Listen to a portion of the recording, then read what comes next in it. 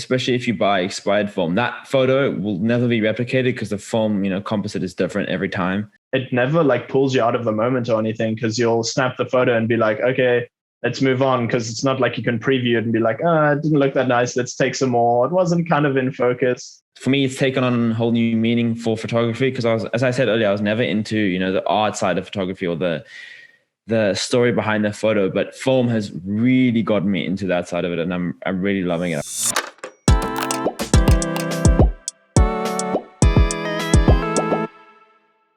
Hey man, how's it going? You doing good? What's up, dude? Yeah, no, I'm doing great. Hey, thank you for having me on here. No stress, really. It's the first one, so it's going to be a bit touch and go, but it's going to be cool. I'm just going to get right into it. Why don't you, for the people that don't know, give a little introduction of who you are, like what work you're doing right now, anything like that? Yeah, what's up? My name's Luke. I'm a photographer and videographer based in Stellenbosch right now. I work for a media company, and we shoot for pretty much the main wine farms in and around the Cape Winelands. And yeah, that's pretty much what I'm doing right now. Right. When did you start working for them? I started working for them in Jan of last year.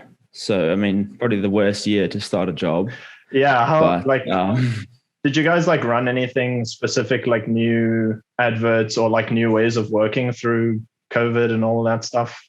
No, I mean, a lot of our clients are from the relationship my boss has with them runs back like 10, 15 years. So a lot of them are just, we didn't have to really to advertise to get new clients, because a lot of our clients are word of mouth, so we don't really, we don't have to really do that. Do you guys sign a lot of people like for long contracts, and you do the same videos for like those same clients for a long time?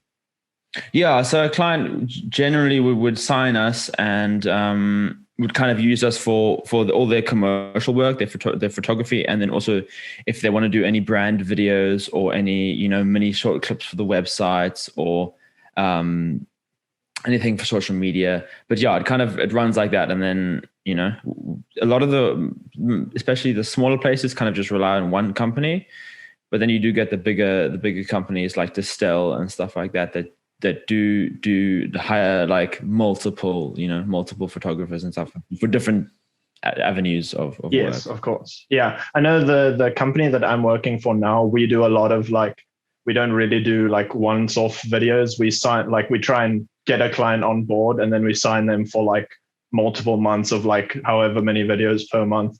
Also mostly like promotional stuff, but we try we try and get them signed on for a long time.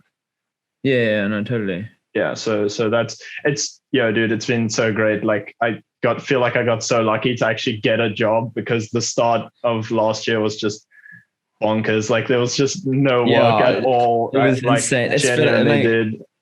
Especially in this country, like work is just, especially in the creative field, work is so scarce, and it's just so hard to get your foot in the door. And it really is.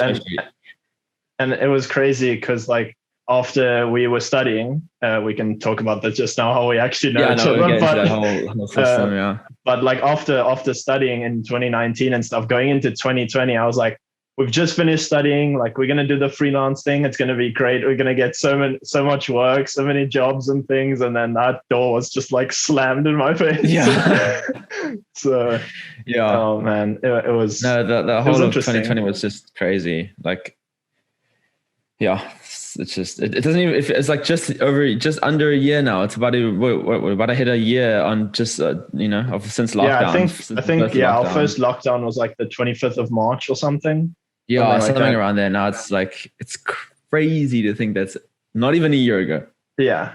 It's nearly been a year, which is already ridiculous. I mean, I got hired by these guys in August. So literally like 7 months or 6 months, I was just trying to search for work like on my own, but we weren't allowed to shoot or go out or anything. So I think I literally had one freelance job. I shot someone's gender reveal party, and that was it. That's all I did. Okay. Yeah. It was a really interesting one actually, because I was kind of expecting it. I was like, oh, okay, this is going to be such a lame thing to shoot, just going to do like balloons or whatever. But the dude got a We filmed it in the waterfront, and the dude got a yacht with the sail that was colored. It was blue because it was a boy. Damn, and then they like had everyone like turn around, and then there was just this yacht coming in with the blue sail. Yeah, damn, I was really shocked. Cool. I was like, okay, that's not what I expected. Didn't you know at all? Or what? Did he just he told me like when I got there, but when he hired me, he didn't say anything. So I was like, sick. That's awesome. Trying to prepare for something like that. Yeah, it was nuts. And it was just me and a photographer because it was like kind of low budget. Just speaking about a guy using a yacht and then saying it was low budget, but it was. But yeah, it's so weird because like that was the first video I did during the whole coronavirus thing. So editing it up and seeing everyone in the masks and stuff was really weird.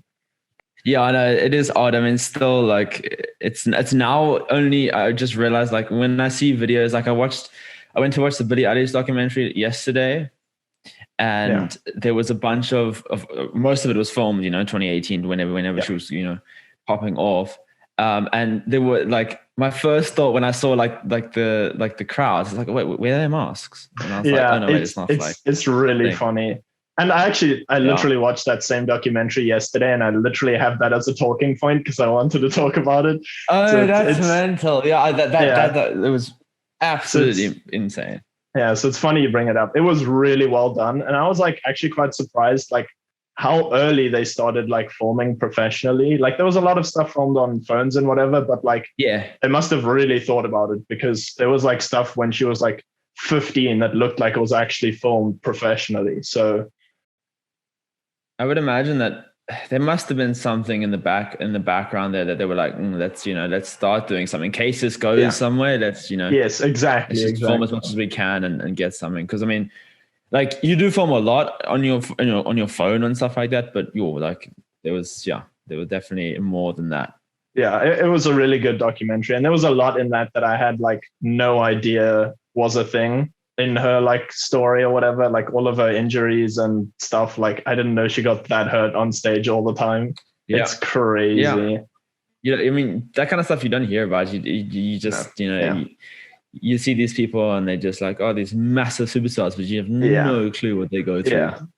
Yeah, it was really good. If anyone listening or watching or wherever hasn't seen it, I highly recommend checking it out. It was really, really well done, and the story is mad emotional.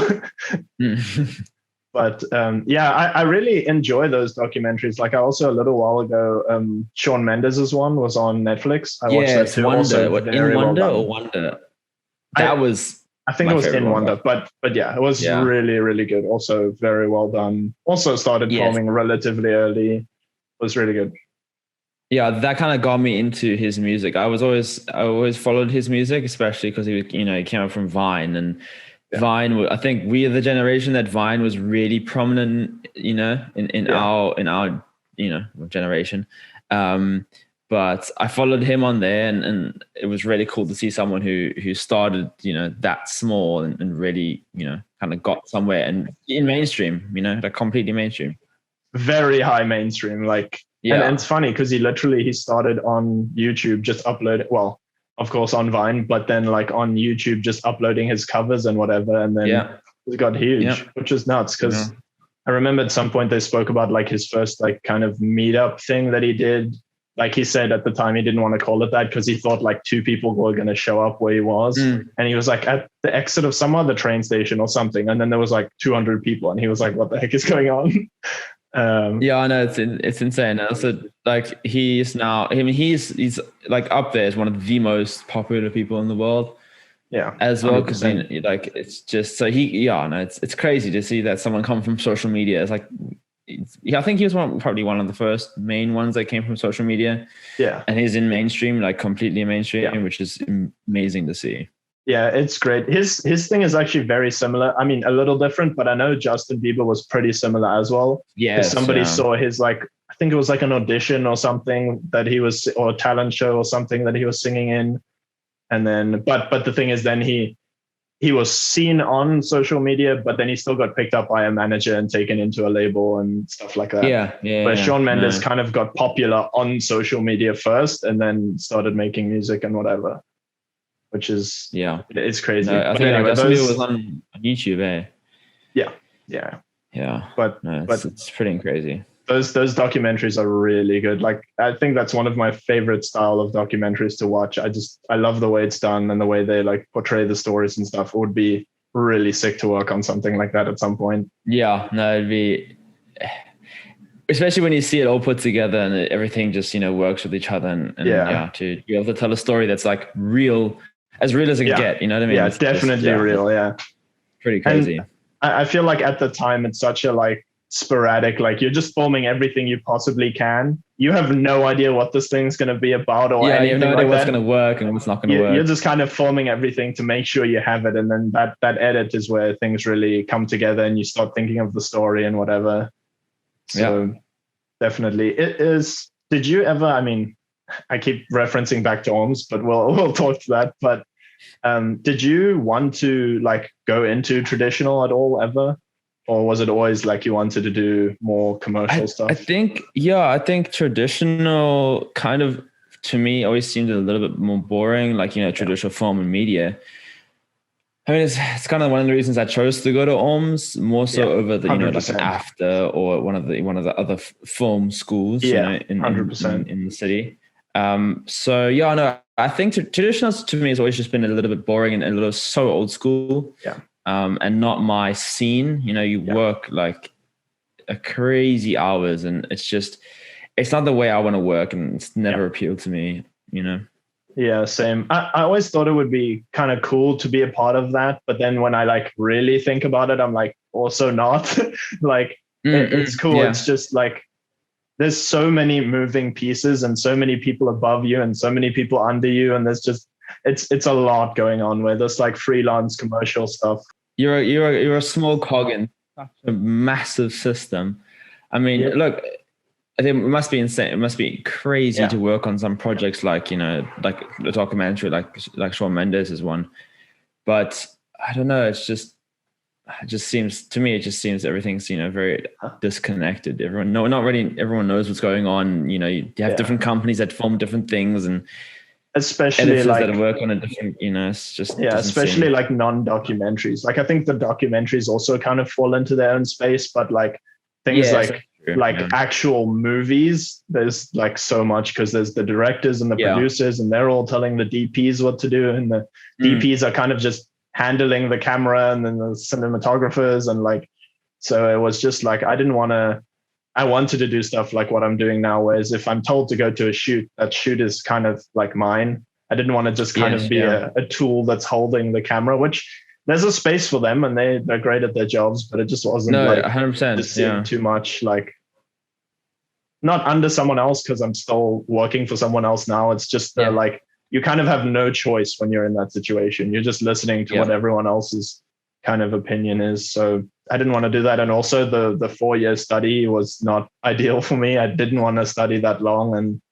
And all the theory and stuff, like I know way too many people that dropped out of film school because it just was too much like old school stuff for them that they knew they weren't going to need. And just like studying grip work and like all the like theory stuff and doing like proper exams. And that was one of the big reasons that I wanted to go to ORMS, was because they have all practical assignments and stuff. There wasn't any like exams. All the stuff we learned got put into assignments, and then that's how we carried on. Yeah, it's definitely one of the more of a modern style and of teaching. Oh yeah, definitely more modern. It was super practical, and I'm so happy that we studied the year that I studied, because if I had taken a gap year and gone to ORMS last year in 2020, it would have been so weird because it's so practical. I don't know how it worked there. I would have loved to see how that whole year worked, because I saw some of them and graduated now in March. Yeah, it's super weird. I don't know, it just seems... And it's too practical to me. Like I wouldn't be able to do that stuff over a Zoom call. Like it just seems like it wouldn't work. Like I wouldn't be able to learn, because that's the only way I learn. Like I suck at studying, totally. And I can like say that openly. I can't do it. No, I need to I'm the same, dude.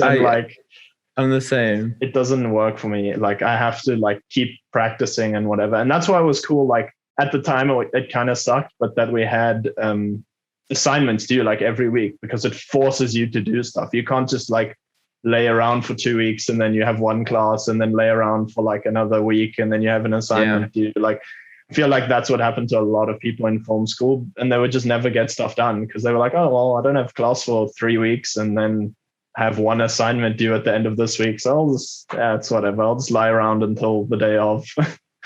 Yeah, no, it's very true. It's very, very true. I was never great at school at all. Like, nope.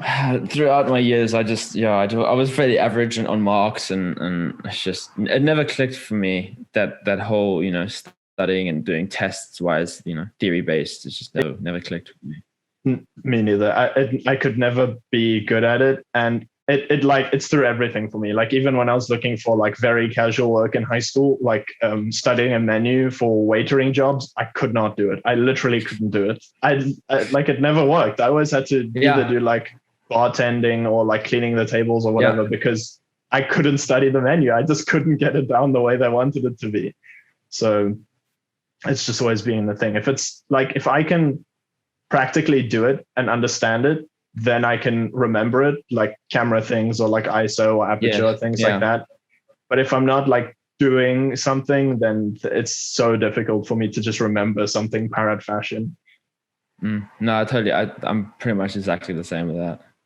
That was like one of the funniest things, because people always told me like, you're going to miss Matric. It's going to be like the best year of your life. And you're going to always want to go back. And like, I'm like, no, I really don't want to go back to Matric. I don't miss it. Yeah, I know. I must say 2018 was a good year, but and Matric, for me, Matric wasn't like, it was everything people talked about it to be, you know what I mean? But it also wasn't, everyone says, it's, it ends up being the hardest year of your life in terms of school. But I never found Matric that hard, even though I was never great at studying. So, but I never found I never found the work hard. It definitely was 2018 was definitely one of the best years of my life, just in terms of, everything that happened to you. You kind of, at that moment, you kind of just feel like your life's really just starting, and that's a really exciting feeling to have. Yes, exactly. So in terms of that, definitely was. But Matric was the easiest school year I found ever. Grade 11 was way harder. 100%. But Matric was enjoyable for me also, because I didn't really, I knew I was going to pass, but I was never focused on good results, like heavy, like crazy good results. So I was never too stressed either. So I suppose that plays a big role in it too. Yeah, definitely same. Because I knew I didn't want to go be a doctor or whatever you need good marks for. So I was like, I'm not too worried. And because I wasn't that stressed or whatever, the exams was kind of just like, okay, this exam's happening today. I don't really know what I need to, but I also like sorry, go ahead. No, with uni, I've never, up until 2018, and then everyone starts talking about where they're going to go and what they're going to do. I literally, up until 2018, never ever put a thought in it, thought about going to uni or doing a degree. In when I was way younger, like 2014, 2015, I had maybe I was going to do like sports science, because I'm really into a lot of sport, but it just never came to fruition. And then up until 2018, I never thought about going to university at all. Like, I was always going to do my own thing, whether it was photo, sports, whatever it was, I was going to go my own path. Yeah. I also didn't. I remember somebody told me about ORMS like literally halfway through my Matric year, and that's when I thought about it for the first time. And then I thought about it more, and I was like, well, it's not the 4-year thing that I'd heard about before, and it's all practical and whatever. So I'm definitely glad I went to ORMS and not did something else, because I probably would have also dropped out of film school, especially last year. Yeah, I know. So I mean, like, ORMS, we can start talking about exactly what ORMS is. Yeah. Because I came across free promotion. I came across ORMS in 20. It must have been 2017. It was 2017, and it was through ORMS, the shop. I had kind of just been around cameras and been going to the shop. And I'd kind of seen, what they had there in terms of the photography course, because I was heavily focused on doing photos, and I ended up going to, I think I went to 2 open days in 2017, and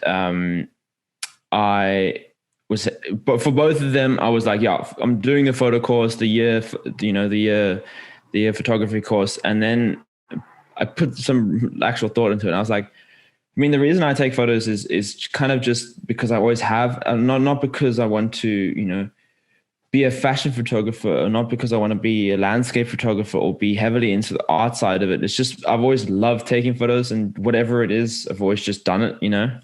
So I ended up not deciding to do the photo course and going for the video, the cinematography course, because it was just, for work wise, for me, it was more interesting, to work with video, because video is a whole nother beast compared to photos. So yeah, I went to that third in 2018. I went to one last to make the final decision, and I decided, to do the cinematography course. And that was early on in the year. That was like, it must have been April, May 2018. And I applied, and I eventually got accepted like a month or two later. So yeah, for like most of 2018, I knew where I was going to go. Yeah, mine was exactly the same. I found out about it in 2018, so I wasn't at the previous open days. But then I kind of like thought about it for a while, and I was like, well, I want to do video, but I don't want to do film, all of that other stuff. And then after I went to the open day, I was like, yeah, it like sold, because they spoke about like how they want to cultivate people that are like built for filming on YouTube and all of this other kind of things. And I was like, yeah, that's sold, like perfect. That's exactly what I want to be doing. Like that's literally perfect. So it was just great.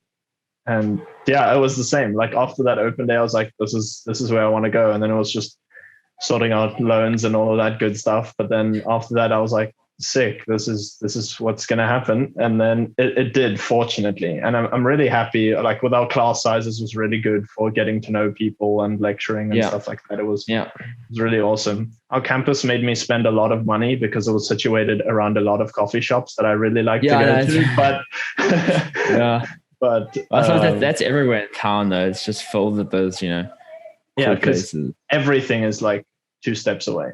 Like you can walk down the street and go to whatever place or this place.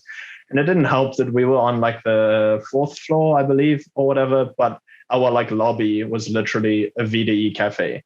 And so every time walking into our elevator, you're walking through VDE and coffee, and it's just like, oh, I don't want to buy VDE coffee because it's very expensive, but it's there and it's good. So I know exactly what you're talking about. Yeah, but you were talking, you touched on a little bit on photography and stuff, and I actually wanted to say like your Instagram stuff lately with the form photos and stuff, I think it looks really sick. Like I dig that like mix of kind of whatever photos, like there's the couple of you like in the street with the phone camera, and then there's the like film versions of that same area, landscapes and stuff. I love it so much. I've been really getting into film again because I took a couple reels, but it's so nice, dude. I must say, film for me has. I was not really into it in 2019 at all, and then I kind of figured out that it still is a thing. You still shoot film. Like whenever I saw people shooting film, I was like, "What are you doing?" I'm like, you have a digital camera, just use that. But I've pretty much now my Instagram is mainly film photos. I shoot on Olympus OM10 that I got online from some oak, and it was literally I think his grandpa bought it, and it just sat in the cupboard. He used it once, sat in the cupboard for like 30 years, and just never was used. That's crazy. So it's also, film photos to me have way more of a meaning than a digital photo, because it's so unique and that. Like, especially if you buy expired film, that photo will never be replicated because the film, composite is different every time. Yeah. So I mean, that's, for me, it's taken on a whole new meaning for photography, because as I said earlier, I was never into, the art side of photography or the story behind the photo, but film has really gotten me into that side of it, and I'm really loving it. I definitely want to experiment more with that and do portraits with that, because I feel like that's just I love film. It just, it carries over a different like feeling in the photo than digital does. Cause like people use filters and edit digital photos to look the same, but you can still tell a lot of the time. You can always tell, like, it's just something to it. It just gives you like a different like feeling. And also like in the moments 100%. Of stuff, like I've spoken about this with a couple of friends before. Like if you go on a trip or whatever and you only take film cameras, it never like pulls you out of the moment or anything, because you'll snap the photo and be like, okay, let's move on, because it's not like you can preview it and be like, it didn't look that nice, let's take some more. Exactly. It wasn't kind of in focus. You just kind of snap it and you're like, oh well, I hope that's good enough. Move on. Yeah. If it works, it works. And that's what I also love, especially in this world of everything is connected and you always feel like you're never present. Film definitely takes a step back in terms of making 100%. You feel present.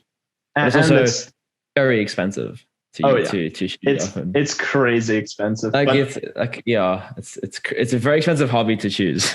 Oh yeah, definitely. Buying film and developing film every single time and stuff. But it does create a really cool, I almost want to call it like unboxing experience, because you don't get to see anything and then you take it to go get developed. And then if you have film with your mates or whatever, you can sit down and like go through the photos, and it's like a cool like reliving the trip or whatever you just did kind of that thing. Feeling when you get the email or the WeTransfer or whatever you go collect them, it's like it never changed. That feeling is amazing every single time. It's always great. And another thing I really want to do, there's a photo, I don't know if you saw it on my Instagram, of a Super 8 camera that I have now.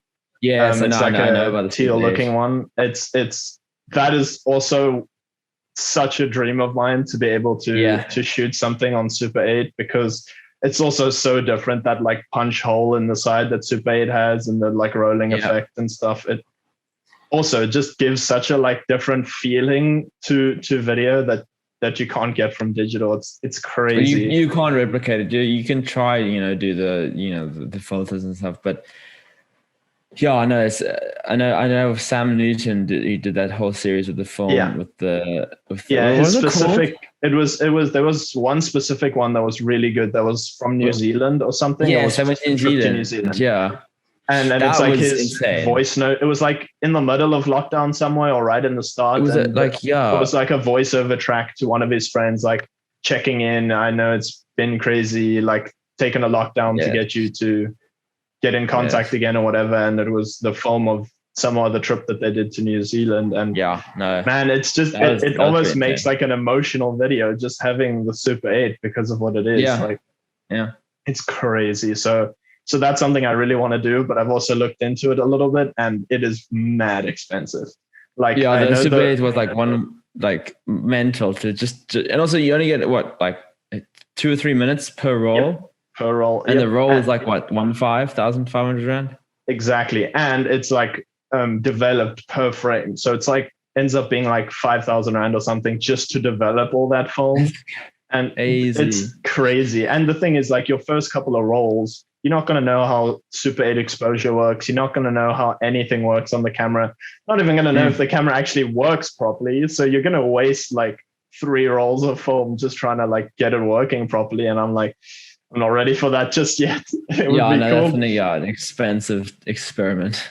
It would definitely be cool to do at some point, but just not now. I'd recommend just start shooting film in general, and you kind of get the gist of it, and then you work yourself up to that. Don't dive in the deep end with 100%. So I had a couple of film rolls. Yeah. Oh my gosh. I had a couple of film rolls that I shot in 2019 that I actually want to start putting into my Instagram feed and stuff. But it was all on, it's like kind of like a point and shoot, which is, I think you showed me actually. Yeah. It was like on expired film as well, wasn't it? Yeah. It was 4 rolls of expired film. But they all looked super great. Like I was really happy with all the photos, but I got a Canon EOS 1 a little while back, but I don't have a lens for it. So I need to find a lens for it that would work properly. And then I can start shooting like proper film where you have to like actually expose and set the ISO and whatever else. If you get a 50 mil, should be decent. 50 or 35 mil, you're sorted. You don't need a I've got a few lenses with. I got three lenses with the film camera, and I haven't used. I got a 24-70, a 50mm, and then like a 105 to like 135, and I haven't touched the longer lenses. The 50mm is perfect for what you need to do with it. Yeah, dude, I haven't actually looked into it, which I probably should at some point. If I actually want to get into it, I should probably just look into it, because like I haven't actually checked yet, to be honest. I got the camera and I was like, I need to look for a lens, but I haven't yet because I got so busy with other stuff. But I'm excited for that for sure. And actually being able to like try and learn how to shoot film properly, because at the point that I am now, it was kind of just point and shoot and hope for the best with that other camera. And a lot of them still came out really great. Like I've been happy with the photos, but there isn't really any control. So it really is kind of it's kind of like a disposable camera that isn't disposable. Like it's the same kind of premise. But anyway, now that we kind of pointed at it a little bit, and I'm pretty sure you got a new Sony camera pretty recently, right? Yeah, so I bought the big upgrade from I was shooting on a Canon M50. Mm-hmm. I purchased this, actually sitting here. I got the Sony A7S III. Oh, and it's incredible for video. It's more than what I actually need. But it's a really nice toy to use. I'm starting to look into. Could you try again? Okay, Siri. Nobody was I don't know who triggered that. No, but anyway, it's definitely. It was probably with Sony and Siri, but anyway. Okay, yeah, how do it work? Siri's always trying to join the conversation. That's so freaky.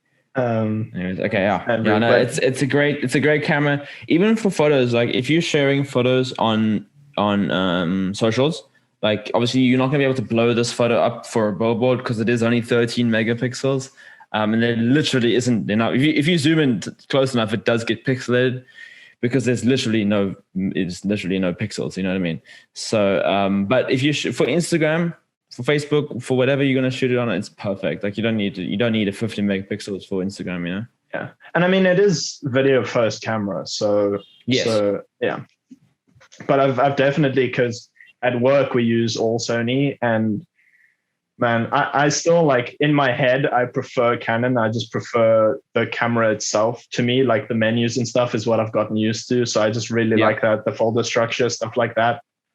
Yeah. But the Sony color profiles and the dynamic range, when I'm editing it specifically, I can, see how the color grading and stuff is. And it's so different. Whenever I take Canon footage, I can like barely touch the shadows or something, and then it's completely grainy. Whereas the Sonys, I can like change the look completely and it still looks perfectly fine.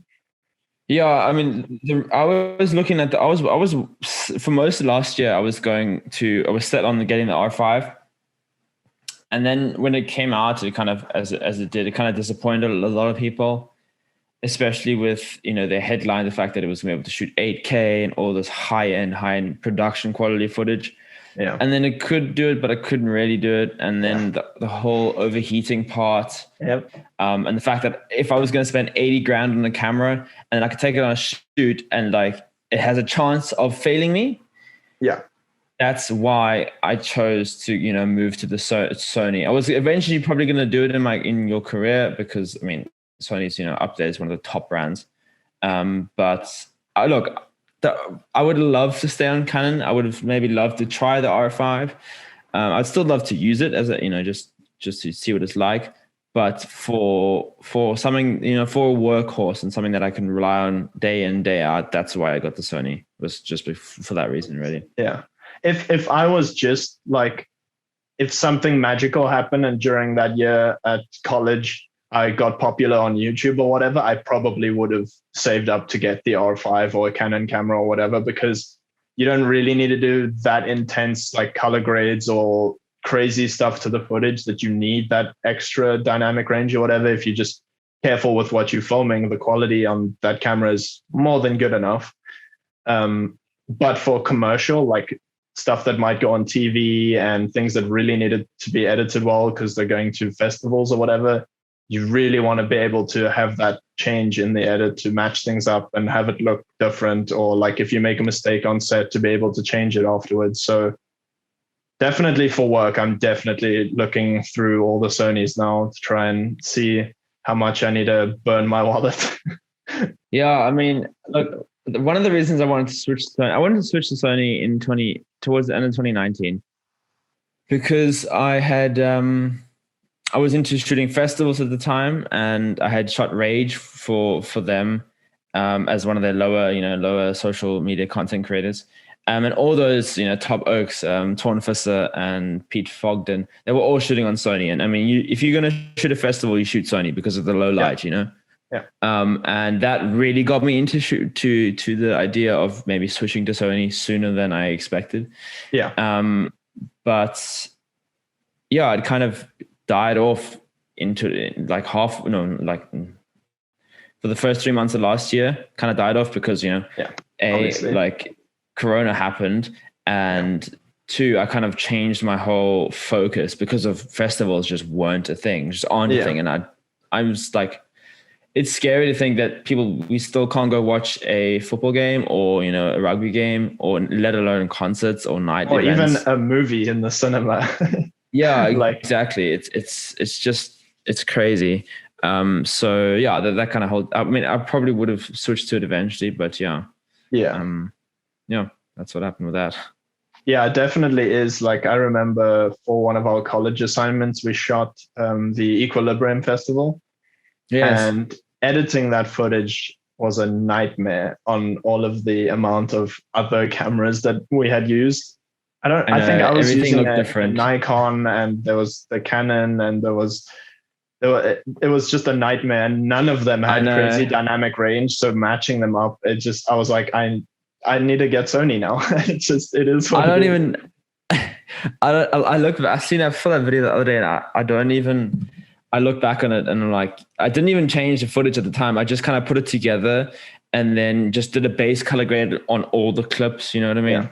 Yeah. I tried to get them to match, but at that point in time, I was like nowhere near what I am now. Yeah. And you can see one shot on a GoPro, one shot on a Nikon, one shot as a Canon, because it's just like it's the same clip but two different colors completely. Yeah, exactly. Yeah, it really is. It's so easy with the Sonys to match the footage together, especially if you shoot on log. And most of the time, we don't even shoot on log, and it still has enough information. So yeah.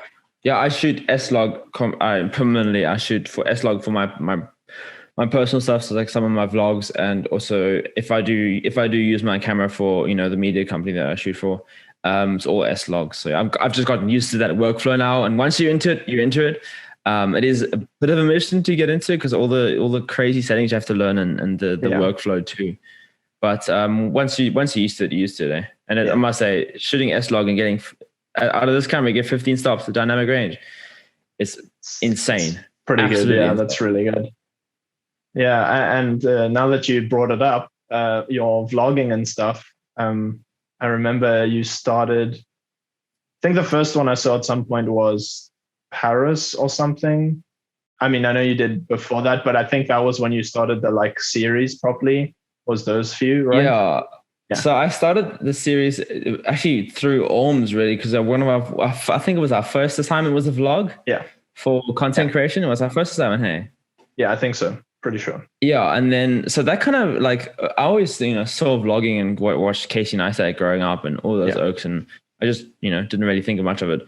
But I did that first vlog, and I really enjoyed the workflow, and just there's something about talking to a camera for me that I find way easier than talking to a group of people. 100%. So I just like a little bit therapeutic, and it was I just found it a lot of fun. Yep. So I kept going, and whenever I could use a vlog in an assignment, I did. And I ended up, going overseas for the end of 2019 with my family. And I did 5 episodes of my season 1 of my vlogs. I did in London, Manchester, and then London again. And then I split the Paris. I can't even remember. Oh wait, no, I did. Yes, I did London, was the first one, and then I went to Manchester, and I did 2 in Manchester because I went to watch a football game there.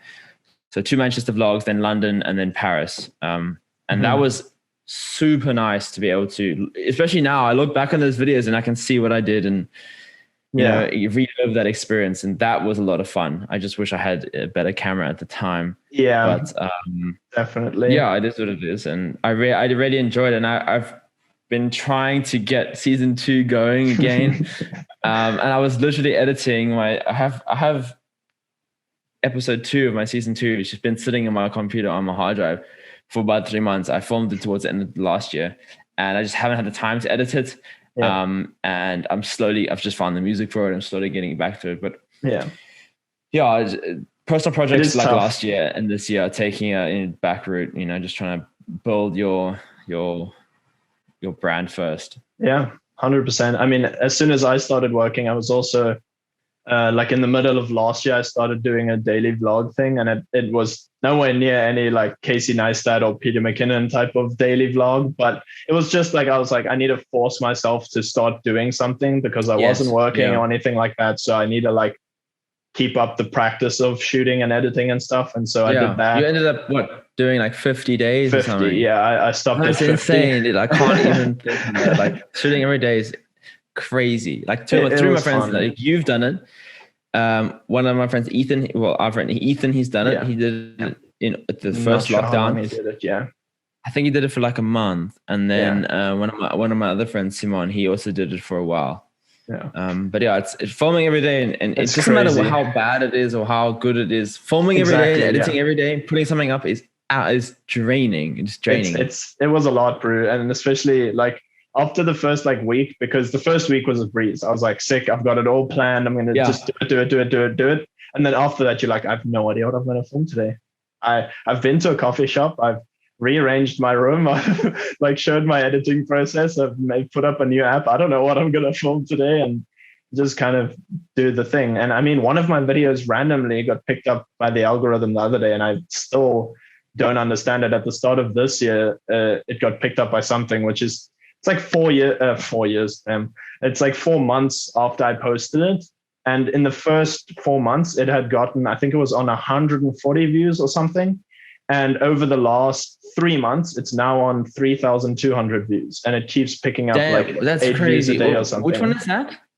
It's a really it was just like I was changing the wheels on my skateboard to longboard wheels. It's it's crazy. Yeah. I have no idea what happened, but it's just still now. It's just on a slow, like 3 views a day, 2 views a day.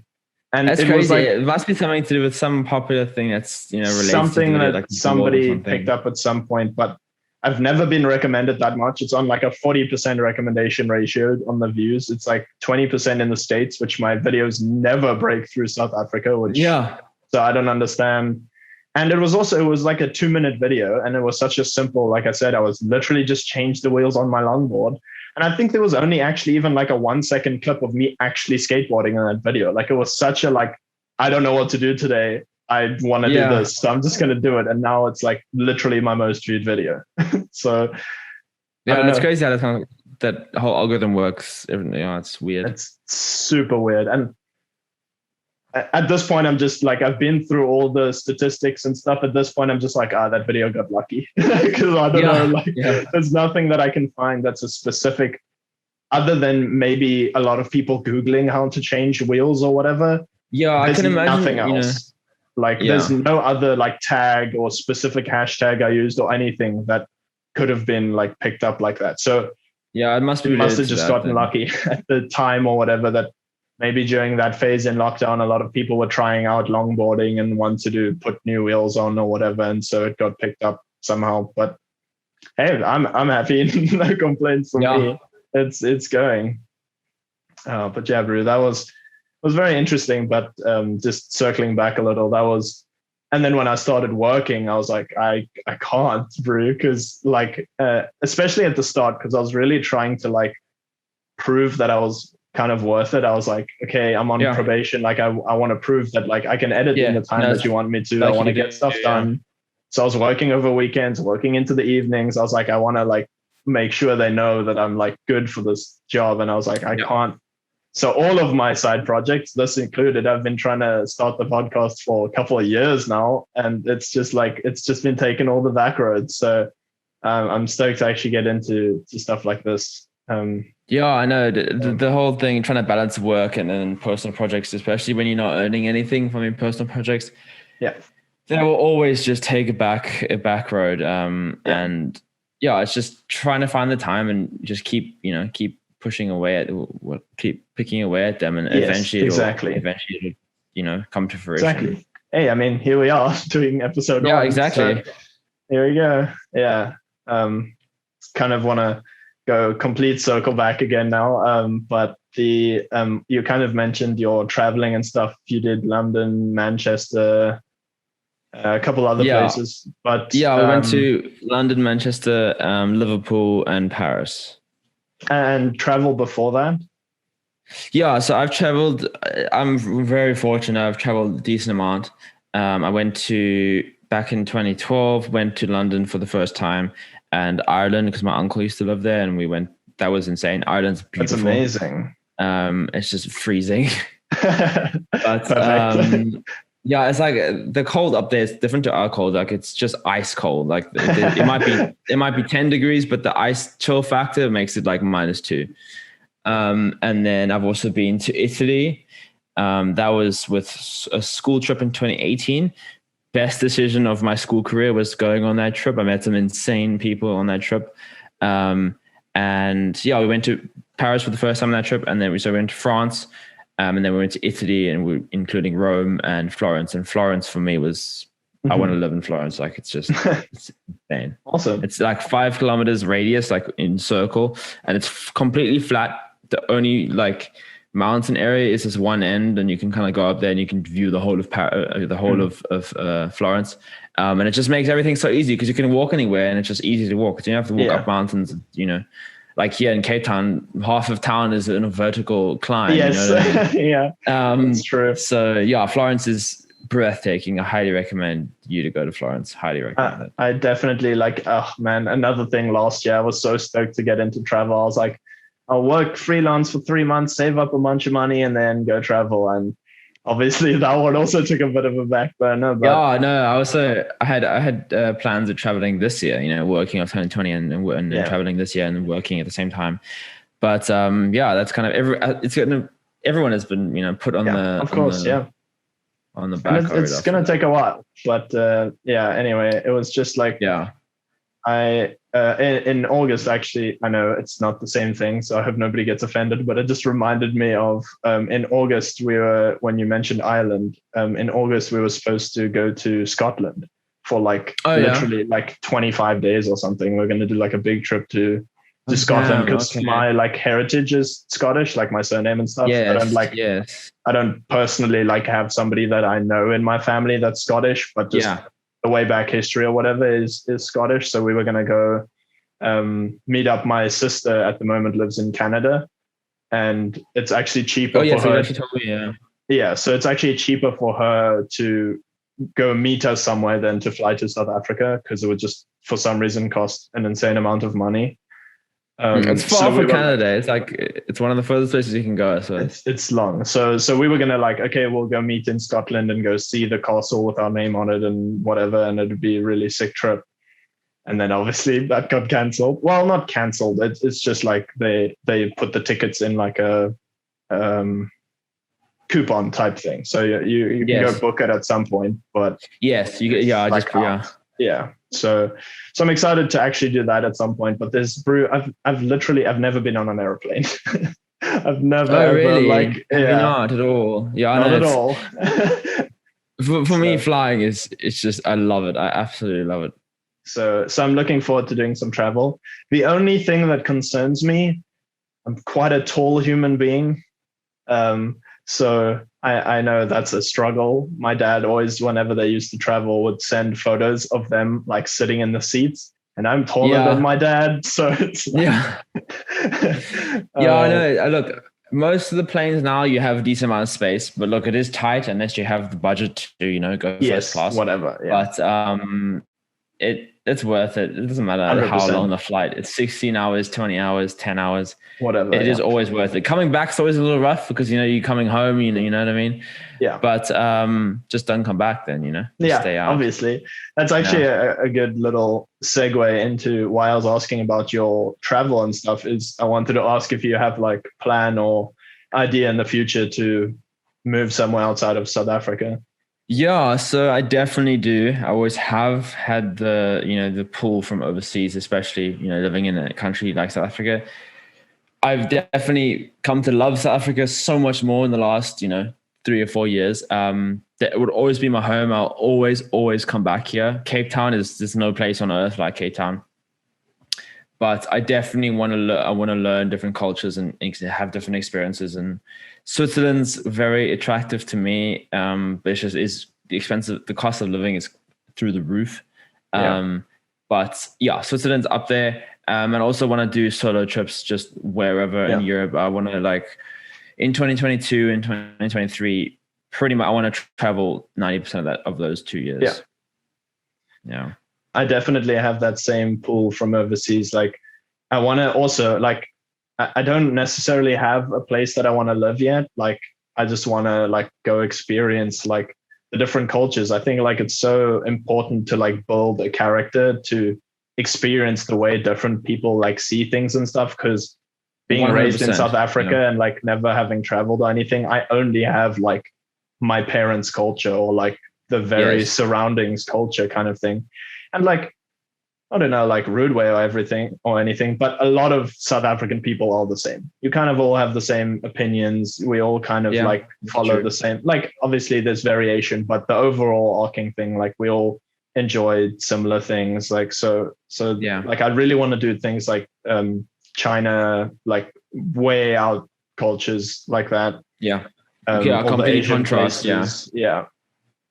No, it's definitely that whole part of travel always interested me. And I think if you can, for the people that don't travel, and some people obviously, they just put in positions where they can't, but if you can, especially when you're young and you can, do whatever not essentially whatever you want, but you have a lot more leeway in terms of how much money you can spend and stuff like that, because you're so young and you have all the years to fix it. If something goes wrong, you have a few years to fix it.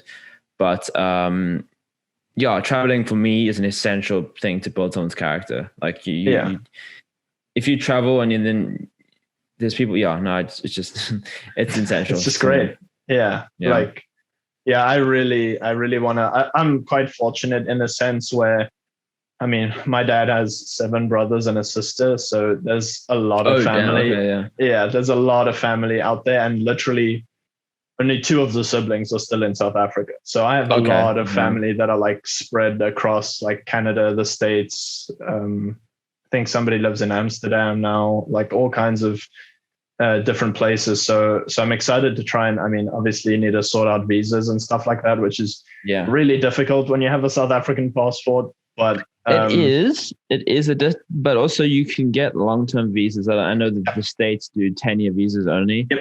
Yeah. So I have my 10-year visa for the States now.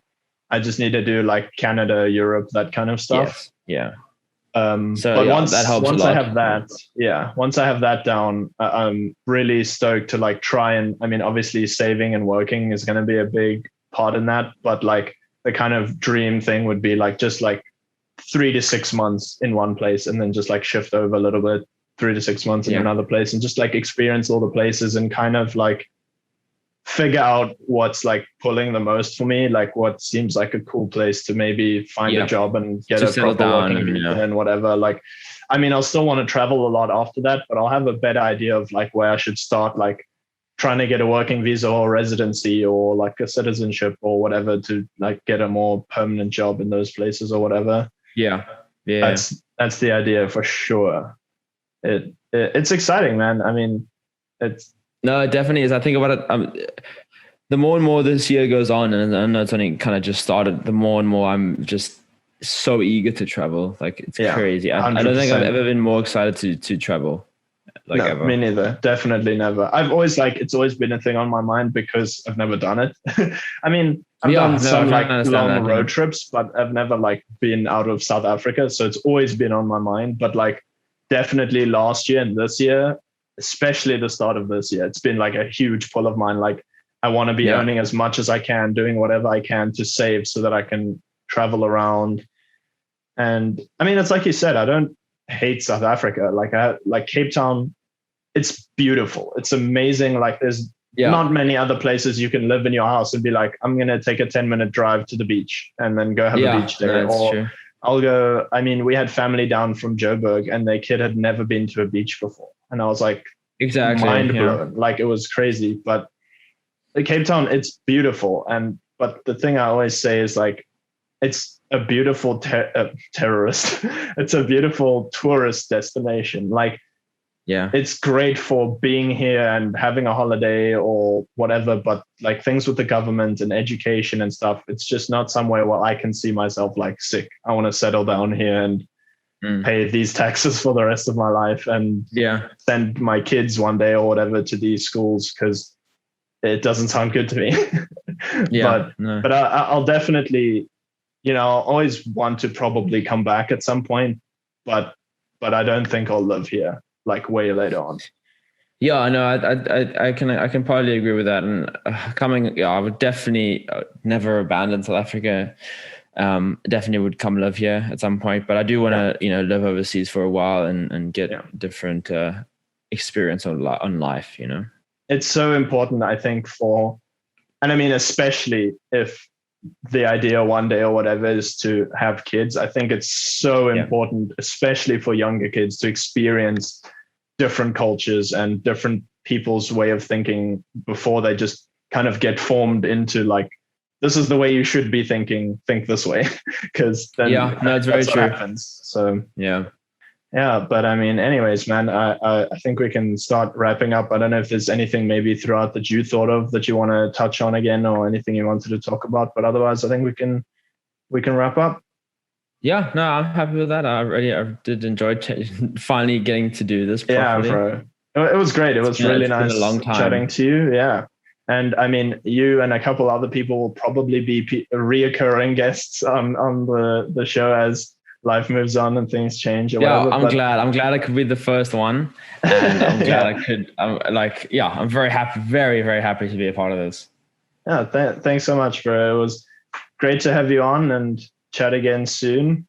Thanks to everyone that's listening or watching or however you're consuming. It was great to have you, and see you again soon.